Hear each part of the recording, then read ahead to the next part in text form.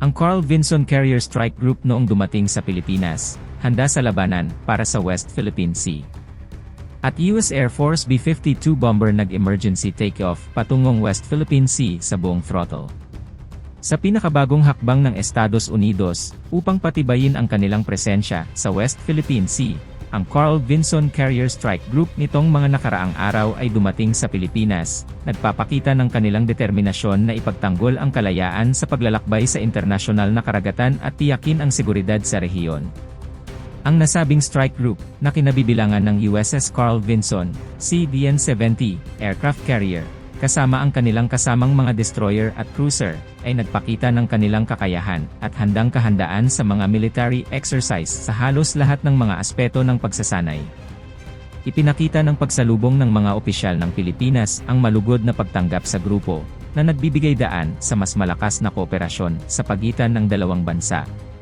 Ang pagdating ng Carl Vinson Carrier Strike Group ay nagpapalakas sa mga ugnayan ng seguridad at depensa sa pagitan ng Estados Unidos at Pilipinas, na nagpapakita ng kanilang pagtitiwala sa isa't isa sa harap ng mga hamon sa rehiyon. Sa harap ng patuloy na mga hakbang ng China na ipagtanggol ang kanilang mga teritorial na kahilingan sa West Philippine Sea, ipinahayag ng mga opisyal ng Estados Unidos na ang pagdating ng kanilang Carrier Strike Group ay isang mahalagang hakbang sa pangangalaga ng karagatan sa rehiyon. Pinapalakas nito ang posisyon ng Estados Unidos bilang tagapagtanggol ng kalayaan sa paglalakbay sa internasyonal na karagatan laban sa anumang pag-aangkin ng teritoryo na hindi ayon sa batas. Habang ang pagdating ng Carl Vinson Carrier Strike Group ay nagpapakita ng pagsuporta ng Estados Unidos sa kanilang mga kaalyado, ito rin ay nagbibigay diin sa patuloy na hamon sa kasalukuyang sitwasyon sa West Philippine Sea. Ang tensyon sa rehiyon ay patuloy na sumisidhi habang ang iba't ibang mga bansa, kabilang ang China, Pilipinas, at iba pa, ay naglalatag ng kanilang mga interes sa nasabing karagatan. Sa kabila ng mga pagtutol ng iba't ibang mga bansa, inaasahan ang patuloy na pagtanggap ng Carl Vinson Carrier Strike Group sa iba't ibang lugar sa rehiyon upang patuloy na magpakita ng kanilang kakayahan at ang kanilang dedikasyon sa seguridad ng West Philippine Sea. Habang nagpapatuloy ang tensyon sa rehiyon, ang pagdating ng grupong ito ay nagbibigay ng bagong aspeto sa dinamika ng politika at seguridad sa Asia-Pacific region na nagtatakda ng landas para sa mga potensyal na pangyayari sa hinaharap. Manatili tayo para sa mga susunod na update tungkol sa mga pangyayari sa rehiyon ng West Philippine Sea. US Air Force B-52 bomber nag-emergency takeoff patungong West Philippine Sea sa buong throttle. Sa isang mabigat na pagtaas ng tensyon sa West Philippine Sea, isang dramatikong eksena ang naganap nang ang isang B-52 bomber ng United States Air Force ay gumawa ng emergency takeoff sa buong throttle mula sa isang hindi pinangalanan na lokasyon, patungo ng mabilis sa mga di tinutukoy na lugar sa isang kinokontestang rehiyon. Ang pagkilos ay dumating sa gitna ng pataas na pang-geopolitikal na tensyon, kung saan nananatiling sentro ng kontensyon ang West Philippine Sea sa pagitan ng Estados Unidos at China sa usapin ng teritoryo at estratehikong impluwensya. Iniulat ng mga saksi ang isang mabilis na pagkakasunod-sunod ng mga pangyayari, habang ang B-52 bomber, isang pangmatagalang tangke ng estratehikong ari-arian na kilala sa kakayahan nitong magdala ng iba't ibang mga munisyon, nag-take off pababa sa runway, habang humuhuni ang mga makina, at pumuputok ang mga pakpak sa hangin. Ang agarang pag-alis ay nagpapakita ng lumalaking pangamba sa kaligtasan ng rehiyon, at ang pagtitiyak ng Estados Unidos na tiyakin ang kalayaan ng paglalakbay sa mga internasyonal na karagatan. Mga hindi pinangalanan na militar na pinagmulan ay nagpahiwatig na ang emergency takeoff ay isang tugon sa pagtaas ng mga aktibidad ng Chinese naval at maangas na mga manyobra sa West Philippine Sea.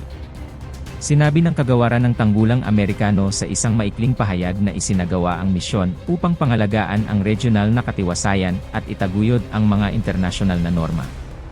Ang kamakailang pangyayari na ito ay nagdagdag sa isang serye ng mga insidente na nakakita ng dalawang bansa na nakikipaglaban sa isang delikadong sayaw ng military posturing at estratehikong pagpapakita.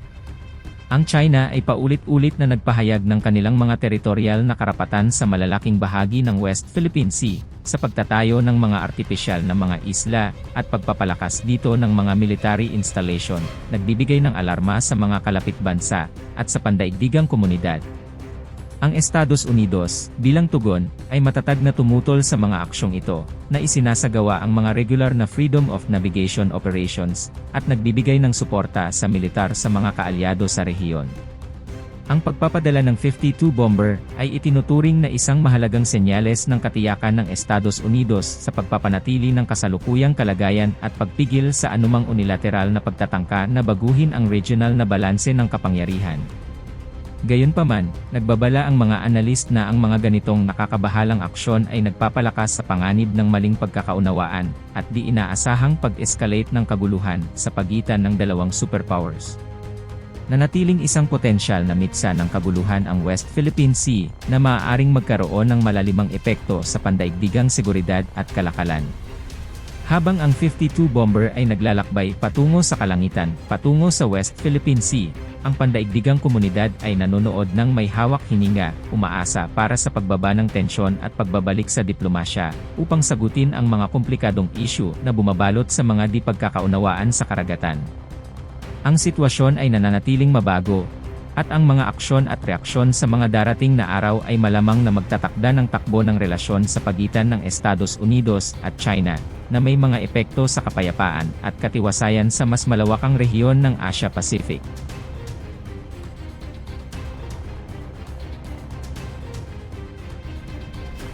Maraming salamat sa inyong panunood. Kung nagustuhan nyo ang aking video, pakiclick ang like and share button, at kung hindi ka pa nakasubscribe, ay i-click mo na rin ang subscribe button at ang ating notification bell para lagi kang updated sa aking mga upload.